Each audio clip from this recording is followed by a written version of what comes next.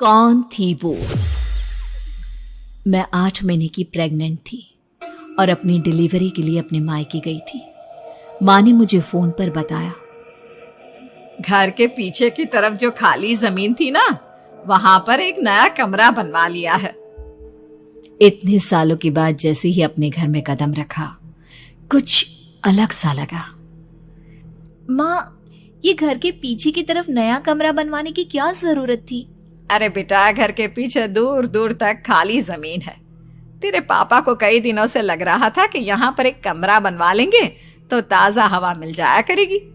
अब तो ये सब छोड़ और चल जल्दी से दूध पी ले। माँ, मैं थोड़ी देर में पी लूंगी, आप सो जाओ। मैंने दूध का गिलास उठाकर उस खिड़की में रख दिया। पता नहीं कब आंख लग गई। अचानक से खिड़की के पल्लों के खड़कने की तेज आवाज आई। दूध का गिलास धड़ाम से जमीन पर आ गिरा। जमीन पर गिरते ही दूध का रंग लाल हो चुका था। मैंने खिड़की से झांक कर बाहर देखा। चारों तरफ धुप अंधेरा था। उस अंधेरे की तरफ से कुछ आवाजें आ रही थी, जैसे छोटे बच्चे आपस में खिलखिलाकर मस्ती कर रहे हो।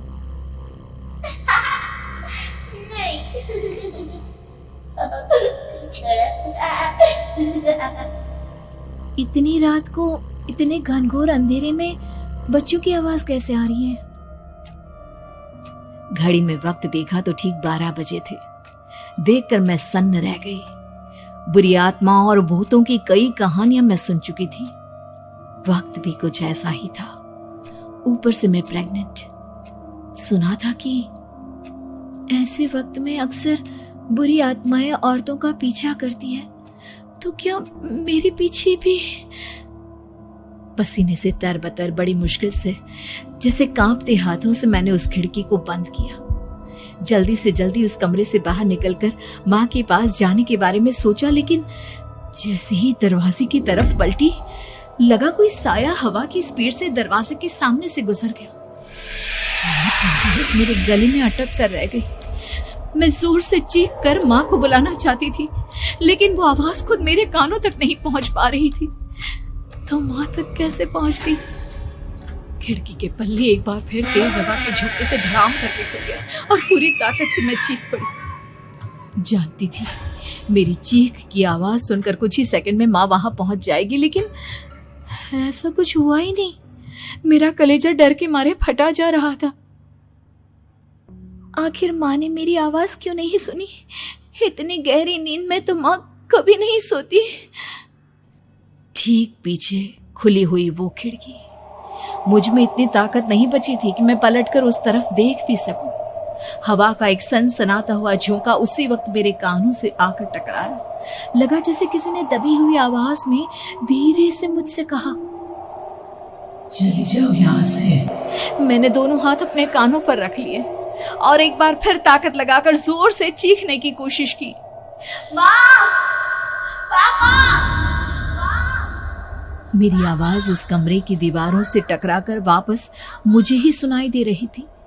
जितनी ताकत के साथ मैंने चीखने की कोशिश की थी, कुछ ही देर बाद उससे कहीं ज्यादा तेज और दर्दनाक चीख मुझे सुनाई देने लगी। ये आवाज ठीक मेरे पीछे खिड़की से आ रही थी। वो आवाज मेरे कानों में पिघलते हुए लोहे की तरह गिर रही थी।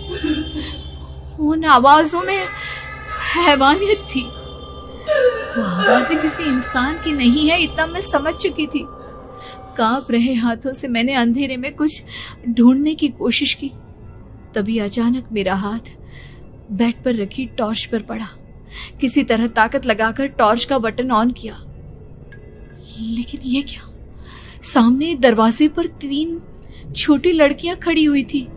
उनके हाथ में स्टील के चमचमाते हुए चाकू थे। मैं घबराकर लड़खड़ाई और पीछे की तरफ हटी, लेकिन तब तक वो मेरे पास आ चुकी थी।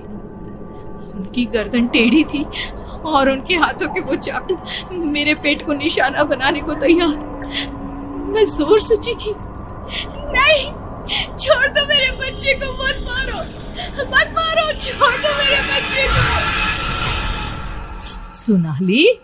सोनाली, क्या हुआ बेटा? तू इतनी डरी हुई क्यों है? उठ बेटा, क्या हुआ? हड़बड़ाकर मैंने अपनी आंखें खोली। देखा तो दिन निकल आया था। माँ मुझे जगा रही थी। मेरा चेहरा पूरा पसीने से लथपथ था।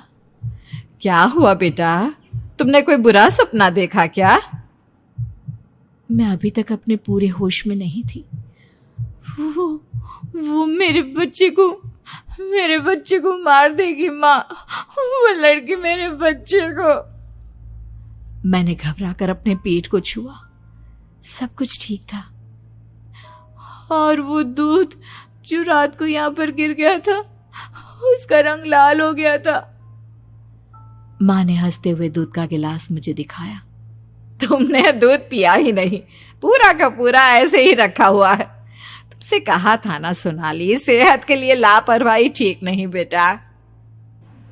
लेकिन मैंने तो सब कुछ अपनी खुली आंखों से देखा था। ये सपना कैसे हो सकता है?